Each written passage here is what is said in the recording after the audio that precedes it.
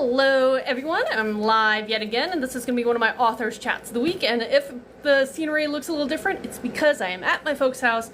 My father has his birthday on Monday, so we're celebrating tomorrow, and I literally just drove in and parked and try to set up right now.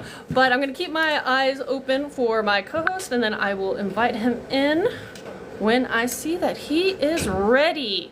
And we'll start talking about books, writing, publishing, and everything in between. Let's see if he sees the invite. Hello. If my invite says. Okay, it says it said. So we should see. And if you see my dog running around, again, we just literally keeled out of the car. And so I know he's going to be ready. Hello. Hello. Hi, how's it going? Good, how are you? Doing good. I also was kind of like rushing to get here. I was like, errands, and then like someone needed a favor, and I was like, I can make it.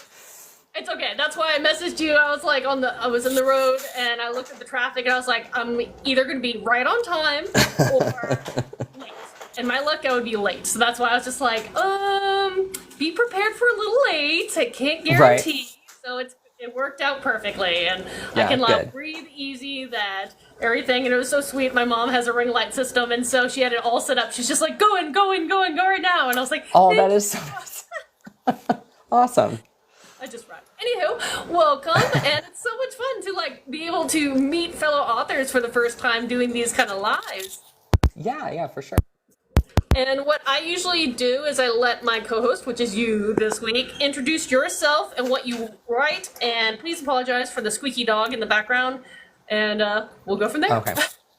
Totally fine. I've got two dogs in my sight over here. They're watching. Anyway, so I'm Chris Cole. I am a self-published and traditionally published author. So I've done both.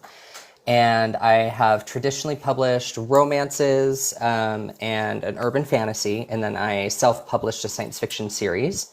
So I've got a total of 11 books under my belt, nice. With number 12 coming out in September.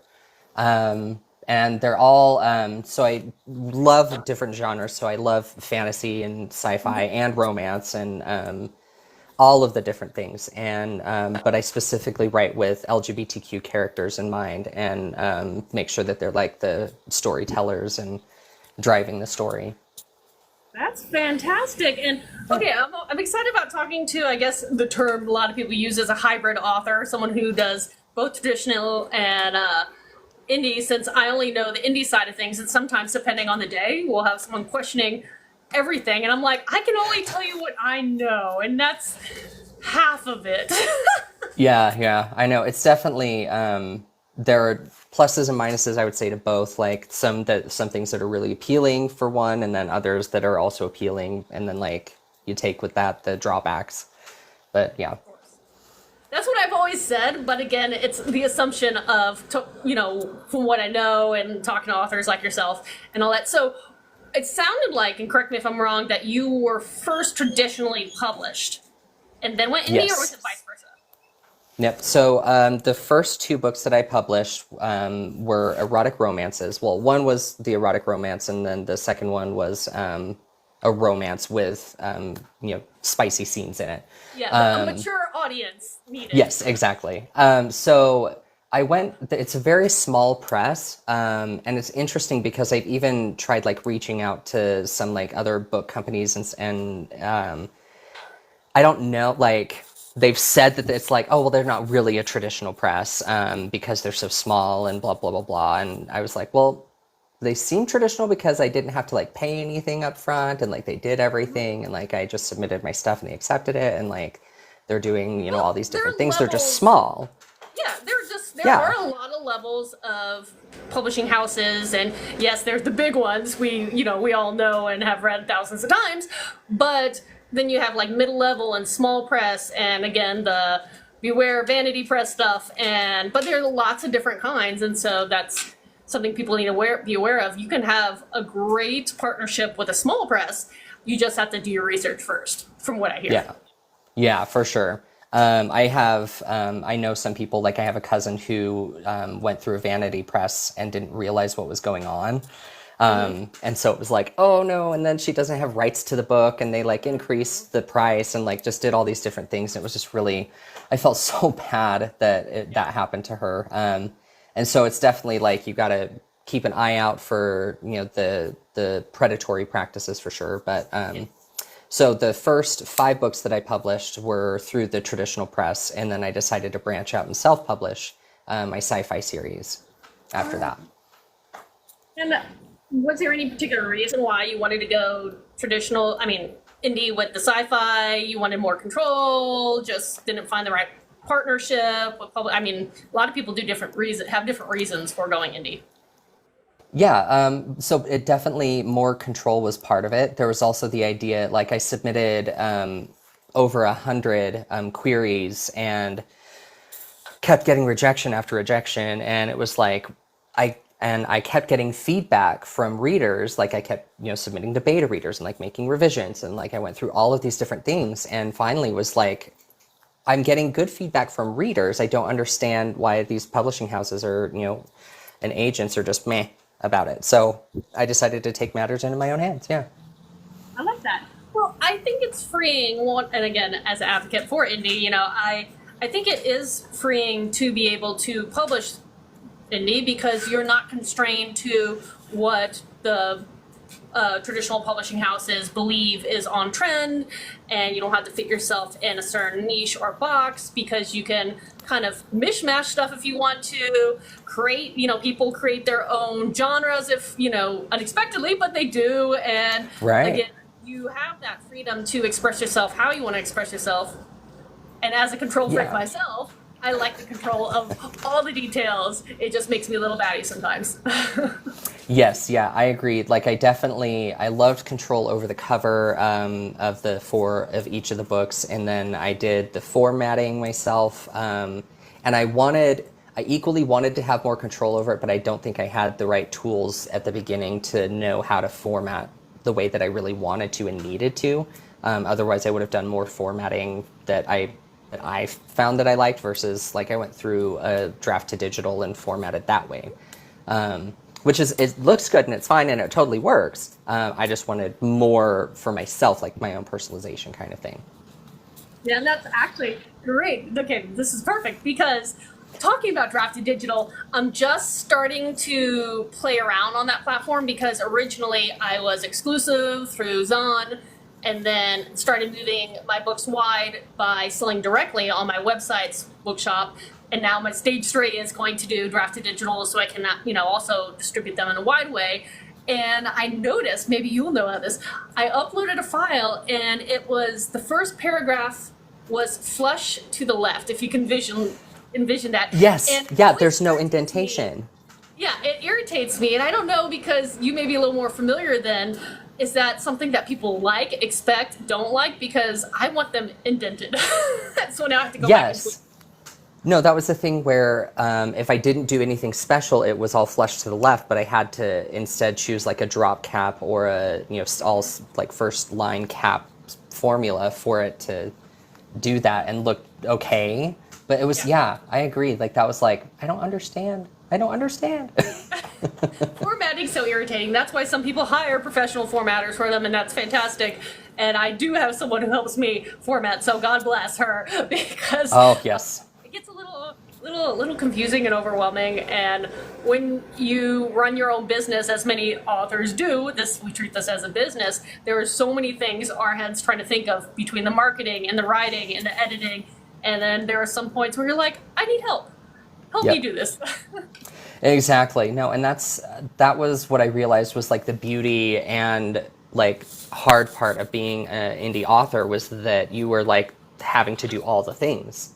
And it was like, okay, well, you know, I have a background in communication, so I'm okay with marketing. And then, you know, I'm computer savvy, so like I can do some of the uploading stuff and like figure things out from there. When it comes to like all the other stuff of, you know, trying to reach like readers and just generally try to get my stuff out there, it was like, okay, now what? Like I didn't know where to go, what to do. And so having the resources of people who are in the community who like already know, like, yes, I've gone through this and all of that, you can only research so much before you're like, well, I don't understand this or that. And so it was definitely like a learn as I went kind of thing. And I still enjoy the control. I enjoy the covers that I was able to get commissioned through the company. Oh, yes. So it's the blue one back here. Yeah. I know it's going to be a lot backwards unless you figure out how to flip it, where someone actually figured out how to flip it. But. Yeah, I don't know how to do that. But this is Fragments, The Arrival. This is the fourth book of and final book of my sci-fi series.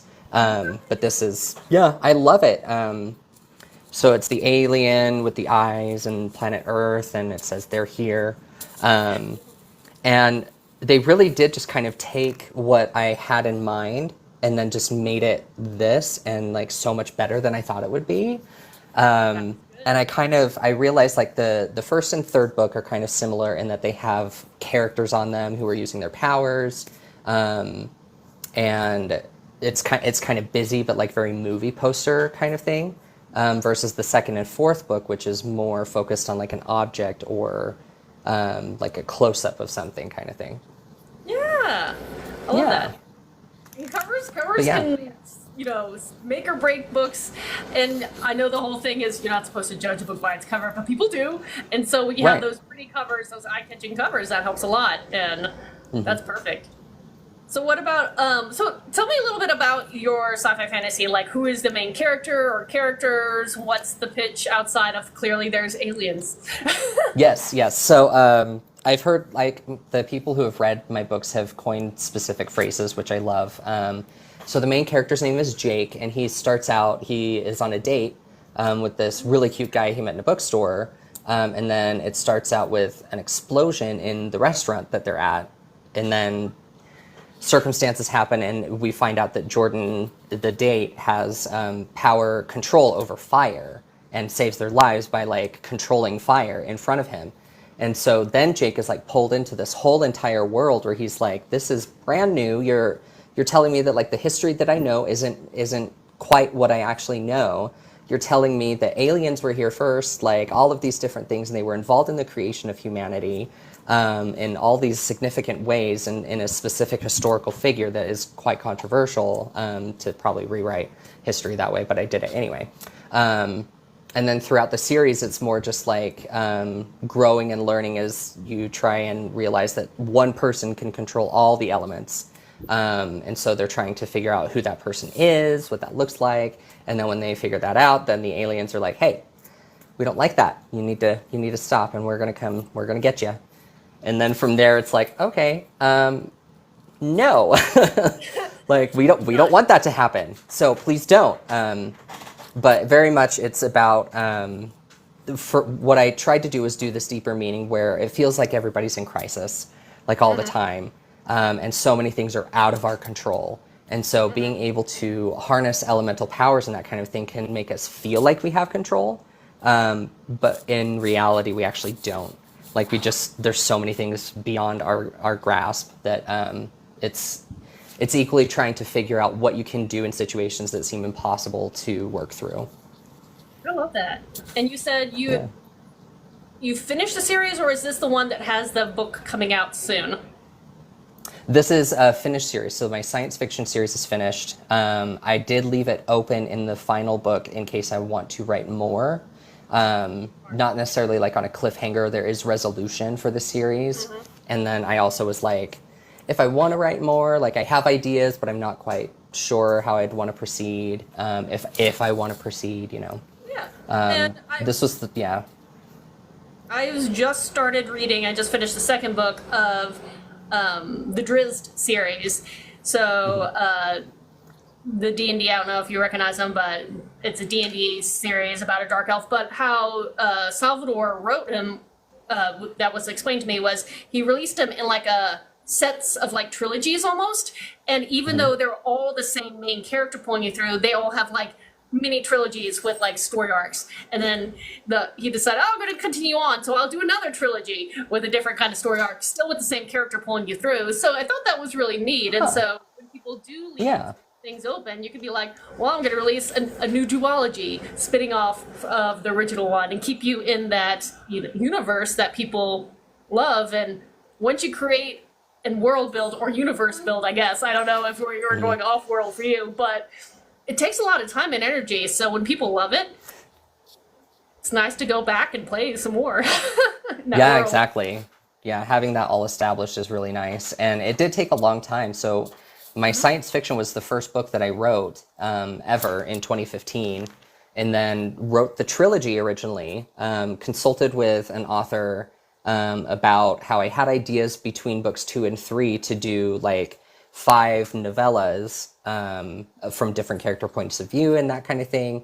And she recommended instead to do a series of 4 books and just make that the 3rd book. And I was like, that actually, I like that because I can see how that can work. And so rewrote that. And then by the time I got to the 4th book, which had been the original 3rd book, everything had changed. Like so many things were different. And I was like, I can't use any of this material really. So like I had to rewrite everything.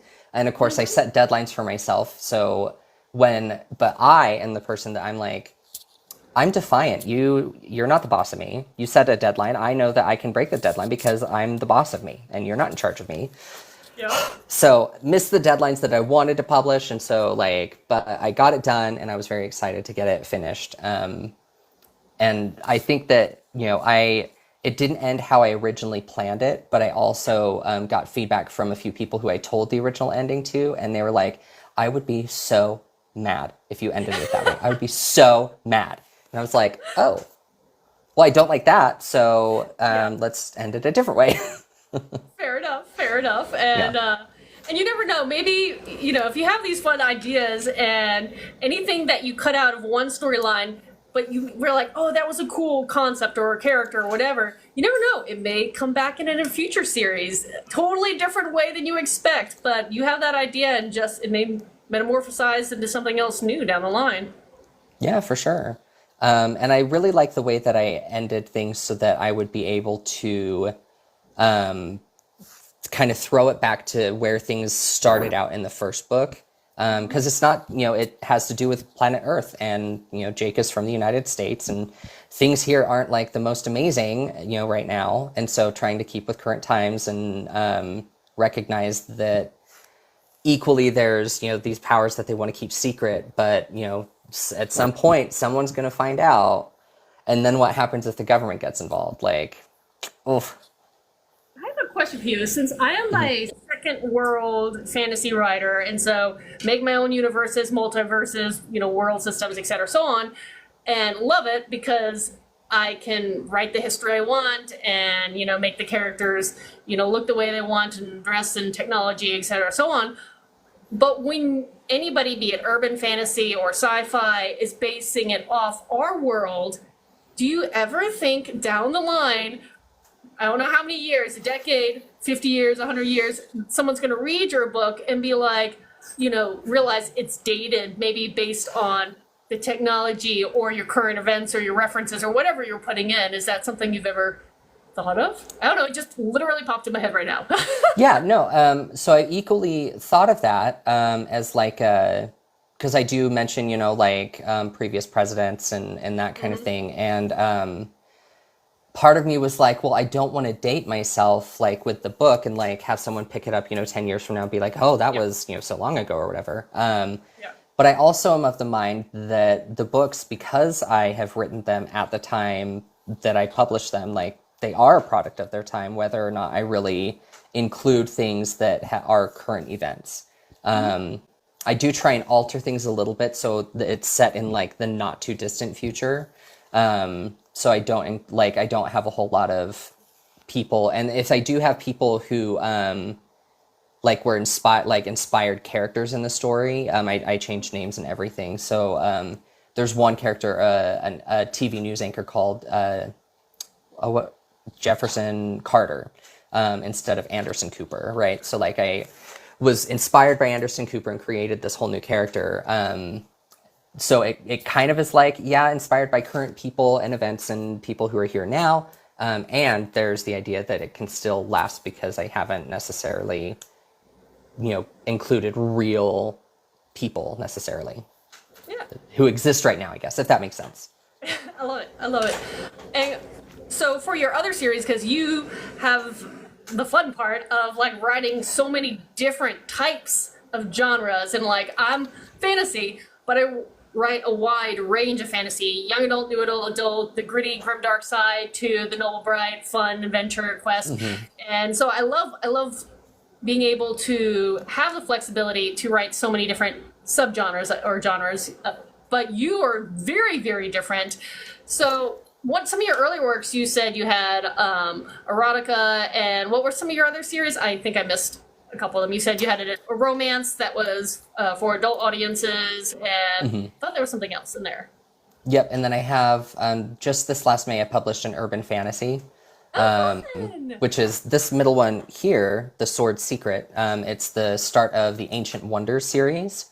And so I have plans for multiple books in that series that all have the same character and characters throughout the series, but they all focus on different things. So, like the first book and the first three books are focused on Arthurian legend to kind of get people into who the characters are, what they're doing, the way that they kind of establish themselves to be later in the series when they do things like go look for other, fantastical items and, things that are rumored to exist and we don't know for sure. And I have lots of ideas for that. I think I have a total of like 20 ideas for books. And I'm also like, that's a lot of books. So I may try and like trim things down, but I'm also really like, I don't know, kind of hard headed. And I'm like, if I have 20 ideas, I'm going to write them all down. Hey, there are these series, and I know Driss being one of them, and there are kind of others I can't recall them from the top of my head, that 40 plus books, and their fan base will eat it up. Now, albeit if you're a newbie and you come across it, you're like, oh, 40 books or something like that. You're like, oh my God, what is wrong with you people? But they definitely have a fan base and they want more. I think Dresden's, I don't know how many of those books there are, but I feel like there are more, and he continues to keep putting out more books in that series, Dresden Files. But like, you can make that work. I have a novella series, and I'll be wrapping it up at the end of this year, and there'll be 16 in all. Now they're novellas, so there are shorter reads, and like 4 put together is like a normal book. So Right. they're little bite-sized things. But still, when I say, oh yeah, I just I'm about to publish 14 on Tuesday, and people are like, 14, I'm like, just give it a try. Give it a try. Yeah. You'll like it. Exactly. And that's my plan with, I have a young adult fantasy series where I am doing, the people, the main characters, so they're teenagers in high school, are in our world, but then they get transported to another planet. So there's like a mix of kind of science fiction, but I really like the fantasy side of things with, there's like a knight in shining armor, and there's centaurs and unicorns and Love it. all sorts of different creatures. And I have plans to make that a novella series of like 40 books. And so I was very much inspired by the Animorph series growing up. I love that series so much. And there's like 54 of them, plus there's like other, like the megamorphs and alternamorphs and all other kinds of things. So I really am kind of thinking along those lines for this series. That's fun. And what age group is this for? It's young adult, new adult, because the characters range from 16 to 18. So my plan is by the end of the series, they'll all be 18 to 20. Yeah. And so there is that mix of like, still in high school, like there may be some high schoolers who are still interested in reading and following their journey kind of thing. But, as you become a new adult, you face new challenges and potential with your life. And so being able to find that balance, I think, is going to be tough and challenging, but definitely a thing. Oh, I totally get that. I have my YA series starts with the young side of YA, so they're like 13, 14, and they'll age up close to 20 by the end of it. So that's a lot of coming of age. That's a lot of development. That's a lot of maturing going on throughout that series. And, I do hope to figure out, 'cause it's the marketing thing, figure out how to reach the readership, because, I'm trying to cater to younger teens for that one and all the way up. But it's a little harder when you're kind of spanning such a large gap of time, especially for a group of people who mature rapidly, and that changes them rapidly. And like you said, themes and topics and social issues change rapidly as well. And Yeah, for sure. I did see a comment that popped up said, if you have 20 ideas, you can always add multiple into one book as another method depending on length. So you can always put them together depending on, I guess, Oh your yeah. ideas. Yeah, and I thought about that because I have one idea that I have, and I'm trying to like create things that are original as well. So not just like going off of rumored artifacts that exist, but making my own. And my plan near the end of that, my urban fantasy adult series, is to have they find items of the apocalypse and like have to like fight off the apocalypse kind of thing, and like it's this big grand finale kind of thing, grand final adventure. And I looked up some things and I was like, oh, I could use like this as an object for like this horseman or whatever, and then I'm like, oh, so still working out the ideas in that one, but definitely like having 4 in that one of like we have to fly around the world and get all these different things, and we have to time crunch to save the world kind of stuff. Oh, I love that. And it's fun at the developmental stage of like the world building in a new series, and even if you are a book or so into it, especially if you are planning a long series, you still have a lot of time to expand and enrich the world or universe or multiverse or whatever you're writing. And no, that it is really neat. And I'm kind of been doing that with my husband this past week. He actually came up with this idea and was just talking to me about it, and then we were spitballing, just having fun. And all of a sudden we looked at each other like, no, this is a thing. This is going to be a thing. This is going to be a pretty big thing. And so every evening throughout this whole week, we would sit down for a little bit and world build together. And it's been a lot of fun. It's neat. All the Yeah, things. I definitely, world building is some of my favorite stuff. I have, I think, 40 or 50 pages worth of world building for my young adult fantasy series. And it's just the characters and, the political systems, social things, sports, how medicine works, how magic works in the system, like all of the different things. And I'm like, oh yeah, if I want to include this, I should probably know how it works.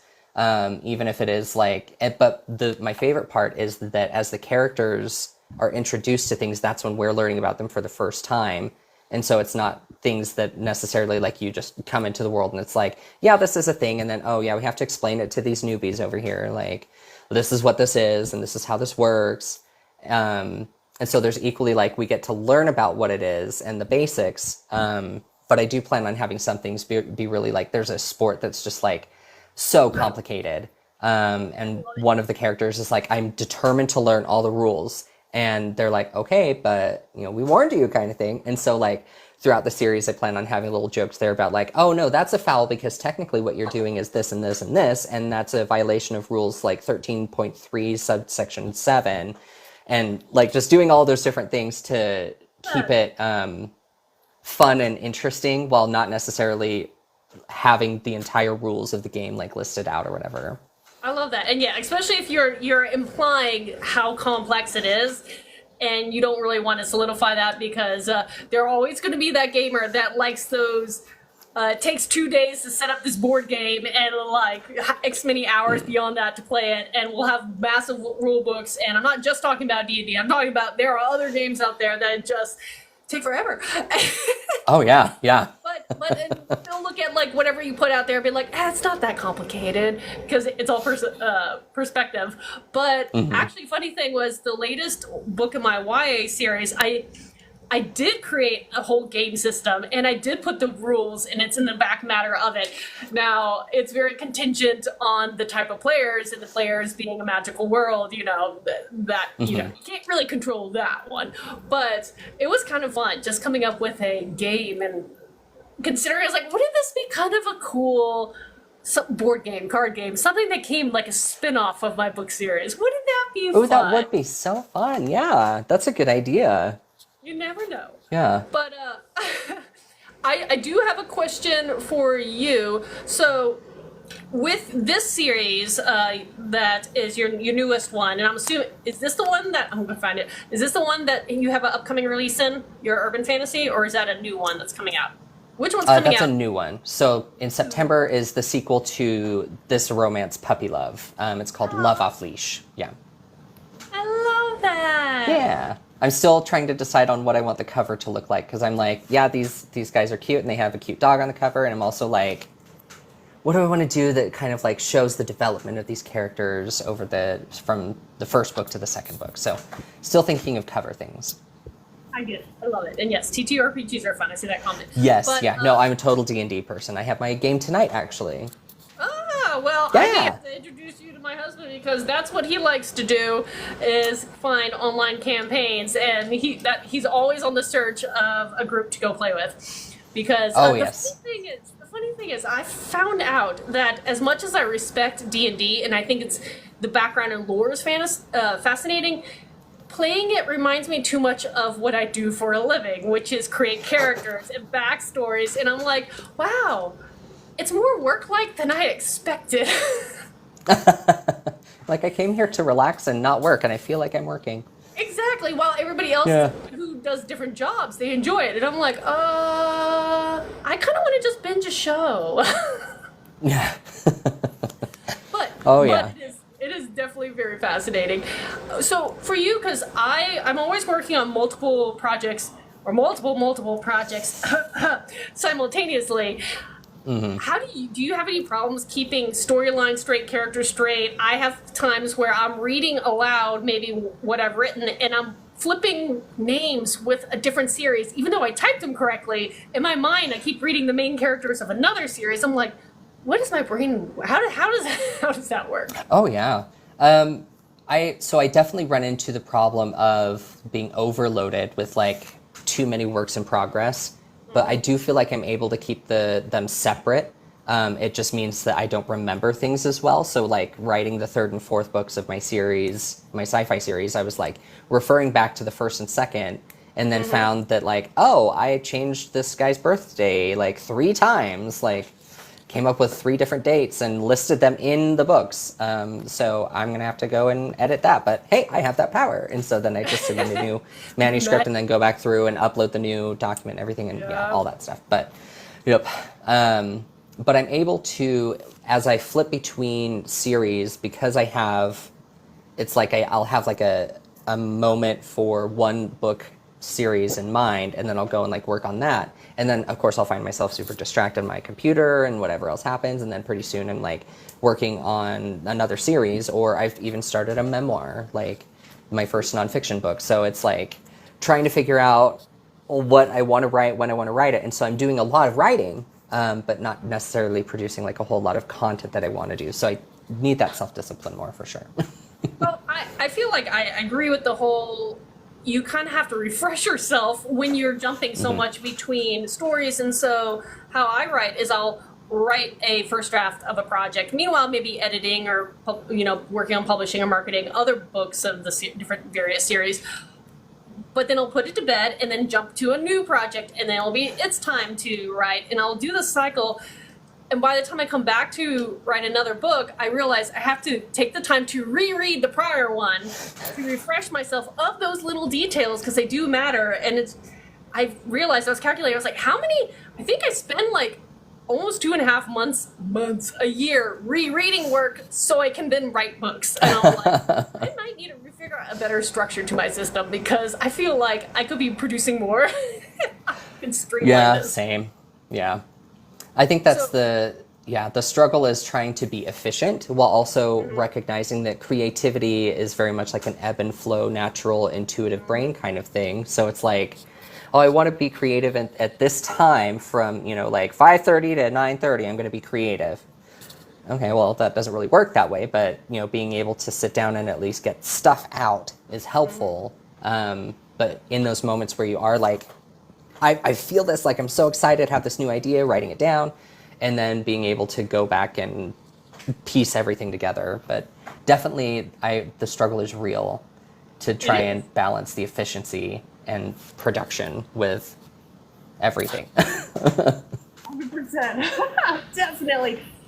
And another thing that I know I struggle with is the fact, retrospectively, but I'm just like, I grit my teeth and I'm like, I'm not going to change. I only use one name for all my different kind of book series. Do you have different pen names, or do you keep it with just one for all your different genres? Because I know sometimes it makes marketing easier when you have different identities, personalities for your different books, but maybe it'd be lazy. Maybe it's the fact that's not lazy. It's just I really want my name on everything. But how do you navigate that part? Do you have multiple pen names? Do you just stick with one or alternate? So yeah, I originally started out with a pen name, and then I came up with a different pen name for fantasy. So I had one for my romance, one for my sci-fi, and one for my fantasy. And then as I started publishing my sci-fi, I was like, this is hard. Like, because my main thought was, if I go somewhere to do like press or something, people are going to be calling me by my pen name, and that's not my name. I won't respond to it. Like, they'll be like shouting my name, and I'll be like, yeah, I don't know who you're talking to, kind of thing. And so I decided just to go the one singular route. And I also have ideas, like I have children's book series that I want to write, and all sorts of different things that way, screenplays and stage plays. And so I definitely, I love all sorts of different kinds of writing, and being able to have my name attached to it so that people know, like, oh, okay, like, this is Chris, and they write all of these different things, is easier in a way. But then it also comes down to like, having to like tell people if I'm at, a book signing event or something, and I do have kids books over here, and then I have my adult books over here, like being able to be like, these fun, colorful colors. Yeah, these are the kids stuff. These are the spicy adult things. Yes, please don't touch. Please don't mix them up. Yes, exactly. Don't mix those up at all. Yeah, no, that is one thing. Is I think and that goes to the question of marketing. Like, how do you reach, or how have you figured out to reach readerships for all your different books, your genres, because there are so many, and that's a hard thing for most authors. Marketing. Yeah. I don't know that I have the background in communications. Don't know that I'm very good at it, come to find out. When it comes to marketing, especially, where I'm like, it's a different animal. Yeah, it is a whole different thing. And equally, where I'm hybrid, and the going through the small presses doesn't generate as much as going through my self-publishing. But self-publishing, I had to upfront lots of the cost myself. So I don't have a whole lot of financial resources to be able to pay anybody to do marketing, or like pay for ads that are specifically targeted, or, hire someone to be like, help me figure out how I can market my stuff better. So really I just do like TikToks and post things and try and like change up the hashtags based on what I'm posting about. And then just hope for the best. Right. That's, I think, what most of us do.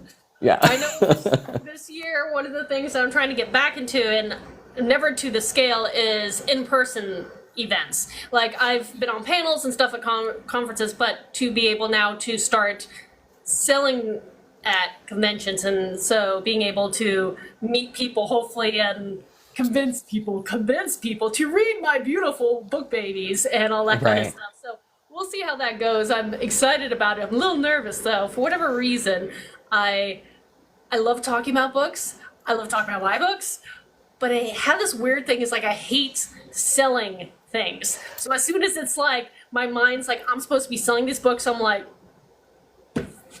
read it, it's good. Right, like that's all we can come up with. Like, here's my book. What's it about? Yeah. It's about people who do things, and there's stuff that happens.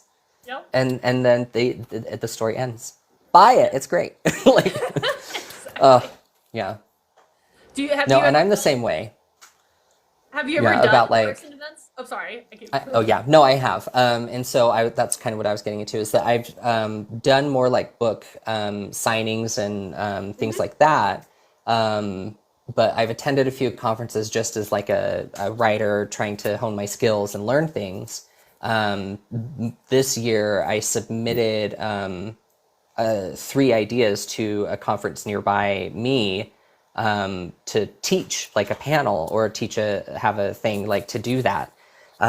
which I was like, okay, that's very new for me, like to teach anything about like writing centered kind of stuff. But I feel like, I've been at this long enough, and, you can't get like a bachelor's degree in author, kind of thing. Like you can get English, and like there's other degrees that is a thing that we could do, actually. That would be fun. Yes, I have a bachelor's in authoring. Um, Like maybe yeah. there should be. Well, that's There should amazing. be. That would be fun. But figuring out like, so my bachelor's is in communications, and then I got my master's degree in mental health, and so I'm a licensed counselor. And part of that is like, okay, well, I can take my counseling stuff and be like, oh yeah, this is like if you want to incorporate emotions and like if somebody has trauma, like this is what it could look like in a story.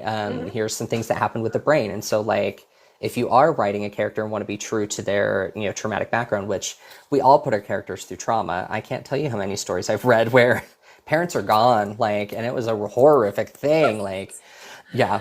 And being able to be true to that trauma while also recognizing that you can like learn and grow through it and stuff like that. So, I proposed a few panels like that. And then I'm also interested in like, actually they have like a little bookstore that's there at the conference, and then they have like a book signing event after. And so I think I might sign up for that as well this upcoming year. But I'm like equally nervous about it, but I'm also really excited. That is fun. Yeah. That should be exciting. It should be, and yes, you're welcome to be nervous, but it should be more exciting than anything. So I Yes. love Yeah. that. I love that. And I was going to ask you something else, and it totally blanked. Totally blanked. But the funny thing about the fact that you were talking about being a counselor, and I was about to ask, like, do you pull from that knowledge for your characters, which you do? So one of my backgrounds, one of my majors in college was animal behavior, animal psychology, not people, animals, Ooh. of course. And so that doesn't necessarily fold over too much, but a little bit. But I recently purchased a book, and it was it's the whole concept is taking a book character, putting them through trauma, and how to write then the aftermath effects and do it well. And I was like, ooh, not that my characters need any more of this, but it's coming. It's coming when I finally Right. get the chance to read it. It's been sitting on my desk for a while. I need to go find some more time for that one. Oh yeah. The to be read list is totally a thing. It's just a Oh yeah. stack of books. It's always growing. I Oh no, can't I can't keep up. it's like a skyscraper of books. It's not even a stack anymore. Let's be Yeah, real. yeah. Yeah, for sure. It continues to grow every time. But let me. I can't. I'm really trying to remember what I was going to ask you, and I cannot do it. But I do know. I want to make sure I always ask this some questions every time I do a live, because if this app is very nice.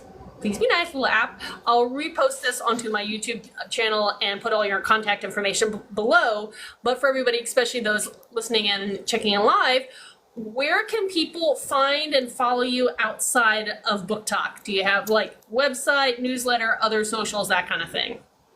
Yeah, so I do have a website. I have toyed with the idea of doing a newsletter, and part of me is kind of nervous about that because I'm like, okay, but if I do a newsletter, then I actually have to be consistent with it. Like, Yeah. if I'm like, I have to do a quarterly newsletter, then I have to do it. So there is that like concern of commitment that I'm like, I'll just do a blog on my website for now, which I haven't been consistent with, but am trying to. I mean, I spent 2021 to 2023 in grad school, and so I was like not super consistent with anything, including writing, while I was, being tortured in graduate school. And now, where I have extra time, it's definitely like branching out to the website. So I do have, like, I'm on Facebook and Insta, and then I also I'm on X and Threads. I'm not as active on there, and I don't really want to be on X, but I'm also like, there's still a book community on there, and I like want to make those connections. So I was like, But I also love to do, I have a podcast that I recently wrapped up the first season of. And I read my first romance, Porchlight. And it was a mix of like answering questions and reading a chapter each episode. So the upcoming season, I'm going to do the second romance, which was, or actually, I think I'm going to switch it up and I'm going to read Puppy Love because of the book that's coming out in September. That's the sequel to it. And so that's going to be season 2, and then season 3 will be the third, or the sequel to Puppy Love. So I'm still trying to keep up with all of that. It's definitely trying my hand at like all the different things that I can do to reach readers, and if it works, it's like throwing spaghetti at a wall. Like if it sticks, then go with it. But if it doesn't stick, then why would I keep doing it? Yeah, that's true. Well, here's the problem is like, I feel like I hate quitting anything. And so that's one of the things, going back to what you were saying, is like for X is it's barely functioning for me. You know, I have I make sure I have like a daily post that I auto put out there, and I'll eyeball and see if anybody does, ask a question or comment. But it's like my least used one, and it's never worked for me. And I spent one whole year where I tried so hard, and I did like the 15 posts a day, and I was just like, no, it's just not working for me. Whatever my brain and however I function, that particular platform is not working for me. It works for other people, just not for me. But I like this one, so I'm on here a lot. Yeah, for sure. Me too. Yeah. But I do now remember my question for you, and I'll from earlier. So jumping to the earlier one before I get back to my regular stuff, is talking about conventions and in-person signings and all this kind of stuff. So one of the conventions I have coming up is Dragon Con in Atlanta, Labor Day. And one of the panels that I was assigned to is a role-playing panel where I had to pick one of my book characters to role-play as, along with these other authors, and it's going to be this interactive dating game with our characters. Oh, that sounds so fun. We'll see. But I put it up to my readership and was like, which character should I cosplay as? And so they voted, and so now I'm designing this costume based off one of my book characters, which should be a lot of fun. Hi. And my question for you is, if you could cosplay as one of your book characters, who would you choose? And which book is that character from? Because you have so many. Ooh, that's a good question. I think I would definitely want I'm torn because I really would like to be one of the aliens from my book, my sci-fi series. That would be cool. But I also really like in The Sword Secret, the love interest, his name is Shaw. And I really like him because he is like this rough and tumble kind of guy, super gruff, but like in an endearing and annoying way, like equal measure. So, but he's kind of like, the animated movie Atlantis, with like Milo is kind of who I modeled the main character after, where he's Dr. Reese Wilder, and he has this immense education and background in history and mythology, and then he gets into the real world and is like, no, please don't hit me. Like, what are you doing? Like, I'm in danger. And so Shaw is yeah. Yes, I love that. And so Shaw is kind of the guy who comes in and is like, I'm tough and I can handle myself and blah, blah, blah, blah, and like all those interesting things. And is like, trained in weapons and all that good stuff. So I would probably want to be him because at his heart, he really is just like this nice, tender guy, who, again, has been through trauma. And so, closed off to the world and has walls up, and the Dr. Wilder is able to get through the hard outer shell into the marshmallowy insides, which is nice. I love that. That is cool. Okay, sorry. That was just thematically like, well, it's popped in my head because it's about to happen to me. And I was just like, I wonder what other authors would choose. Like, what would you, if you had to, who would you choose if you have to pick one of your book characters?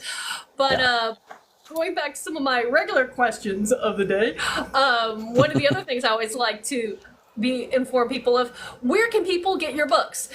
Where can they buy them? Are you, exclusive? Are you why? Do you sell direct? That kind of thing. That's very important to know. Yeah, so I do. So my sci-fi series is direct through the Zon. And I also have started the first audiobook dropped at the beginning of August, and then the second one dropped yesterday, or the day before. Exciting. Yeah, so I'm really excited because I really want to make my books accessible, and I know that a lot of people have a hard time like sitting down and reading a book. So having them on audio format is awesome. And then the third and fourth one will be coming after that, but they're all available through the Zon. I do order author copies, and then I sell them through my own TikTok shop, which I started. So you can get all of my books through there. Basically, the inventory that I have from trying to sell at conventions and book signings and book events and stuff like that is what I have on hand. So for my romances, those are available. They're published through my traditional publishing company, so they're available wide, basically wherever books are sold.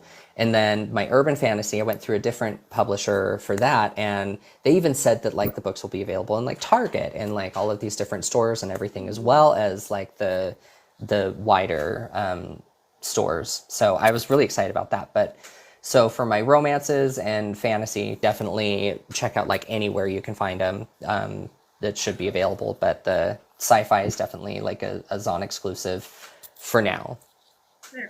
I like it. And as a person who I'm trying to move to my books to be more and more wide, again, the accessibility, and it would be really cool to one day be at Target or Barnes & Noble, walk in and be like, oh, there's my book on the shelf, not just online or, like stuff, it's physically on a shelf. If you know that your books are out there, you should have some kind of like challenge for your readers to see if they can find them in the wild and send you a picture and be like, can you find my books in the wild? It's like an Easter egg hunt.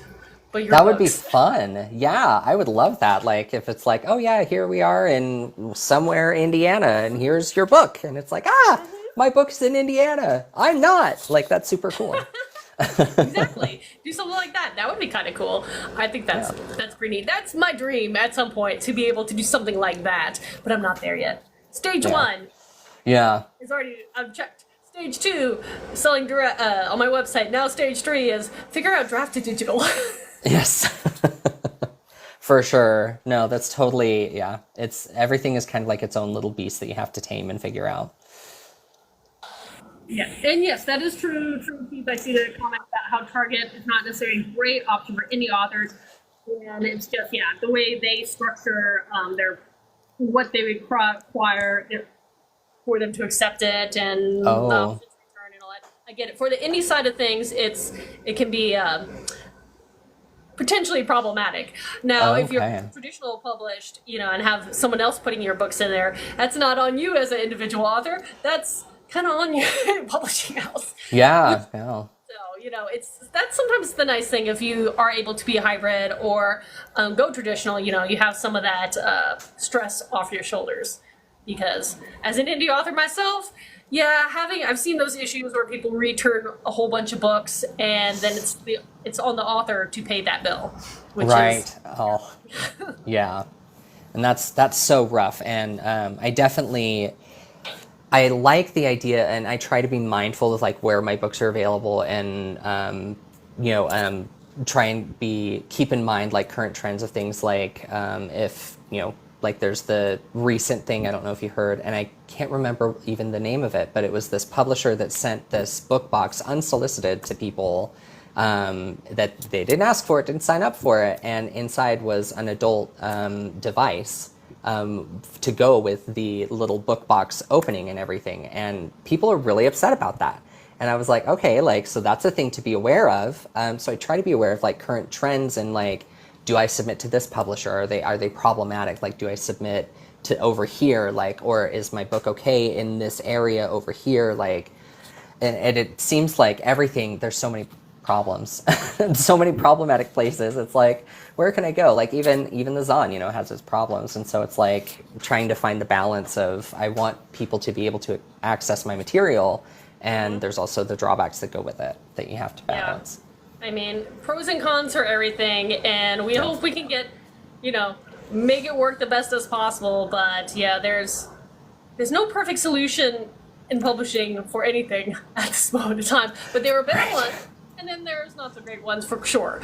But yeah, let me ask you, and for everybody as well who's been chiming in and listening in, is there any topic you wanted us to cover that we haven't covered, or any questions you guys have that you haven't asked? And the same goes for you, Chris. You know, if you have any questions or topics you wanted to say, or announcements. Again, you have an upcoming book and you just had an audiobook release. So, you know, those kind of things. Oh, yeah. Yeah. So for this year, actually, that will be book number 4 that I published in September, which was a big thing. Like, yeah, it was wild. I had a good backlog of stories, though. So the book that's coming out in September is called Love Off Leash, and it's a sequel to my book Puppy Love. Puppy Love is all about this choir teacher who lost his husband in this horrible accident and is trying to recover, but it's been 2 years and is kind of stuck.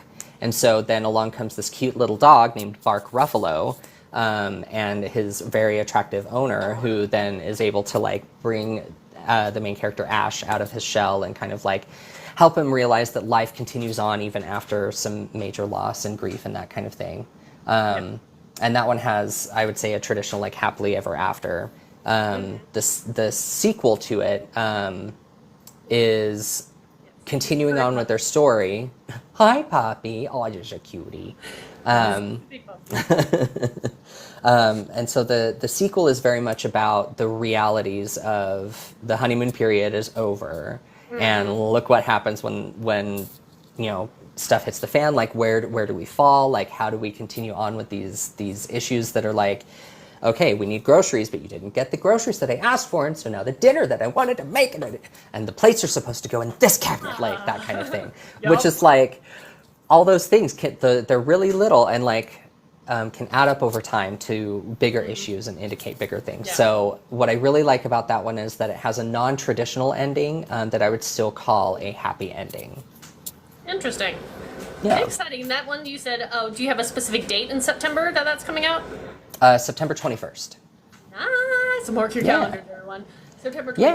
Well, that's exciting. And that's number 4 of the year. Congratulations. I know. It's equally like, yeah, and like,